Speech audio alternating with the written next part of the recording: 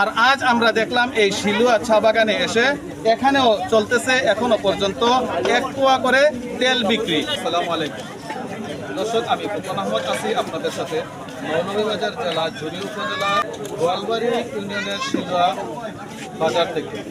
এই বাজারটি মূলত হয়ে থাকে চা শ্রমিকদেরকে উদ্দেশ্য করে।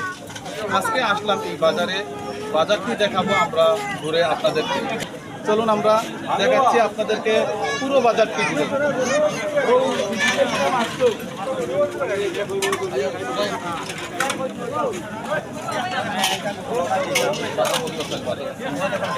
দর্শক, আমরা পুরো বাজারটি ঘুরে আপনাদেরকে দেখানোর চেষ্টা করব। আজকে এই শিলুয়া চা বাগানের শ্রমিকদেরকে উদ্দেশ্য করে এই মূলত এই বাজারটি হয়ে থাকে। তো আমরা দেখাবো আপনাদেরকে পুরো বাজারটি ঘুরে। আমরা কথা বলার চেষ্টা করবো, আপনাদেরকে দেখানোর চেষ্টা করবো। আমরা পুরো বাজারটা আগে আপনাদেরকে দেখাই, তারপরেই আমরা কথা বলবো কিছু ক্রেতা এবং বিক্রেতার সঙ্গে। চলুন ভাই, আপনার নামটা যদি একটু বলেন। জি, আপনি এই বাজারে কতদিন তো বাজার 12-13 বছর। বেচাকিনি কেমন হয় বাজারে? বেচাকিনি হয়। আপনি কি কি মাল বিক্রি করেন? মানে কাঁচামাল, আপনার এখানে সব কাঁচামাল রয়েছে। এখন কেমন হয় বেচাকিনা? বেচাকিনা ভালোই আছে। বর্তমানে আমাদের গোয়ালবাড়ি ইউনিয়নে যতটা বাজার আছে সবচেয়ে ভালো বাজার এবং সব ধরনের প্রোডাক্ট পাওয়া যায়। ধন্যবাদ আপনাকে। দর্শক, শুনতে পেলেন যে এই ঝুরি উপজেলাতে এই গোয়ালবাড়ি ইউনিয়নের এই বাজারটি শিলুয়া বাজারে, এখানেই একটু ভালো বেচাকিনা হয়। এখানে ক্রেতা এবং বিক্রেতাও অনেক সমাগম হয়ে থাকে।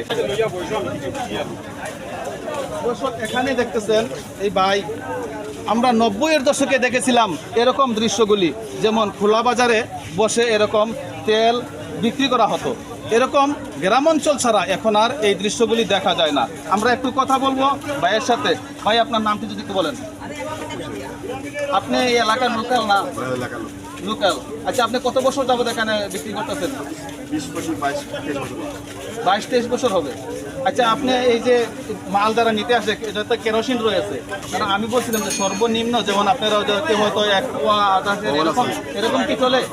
কারণ আমরা 90-এর দশকে দেখেছিলাম এরকম খুব সব জায়গায় চলতো। এখন কিন্তু তার এই টাউন অঞ্চলে দেখা যায় না। তা আপনি এখনো বেচতেছেন যে হয়তো 1 পোয়া চাইলেও নিতে পারে কেউ। দর্শক, এখানে দেখলেন একটি দৃশ্য যে আমরা 90-এর দশকে দেখেছিলাম এরকম 1 পোয়া তেল নেওয়ার জন্য বাজারে 5-7 কিলোমিটার হেঁটে আসতো বাজারে। আর আজ আমরা দেখলাম এই শিলুয়া চা বাগানে এসে এখানেও চলতেছে এখনো পর্যন্ত 1 পোয়া করে তেল বিক্রি। দর্শক, গ্রাম অঞ্চলের এই পুরনো বাজারটি আপনাদেরকে দেখালাম ঘুরে।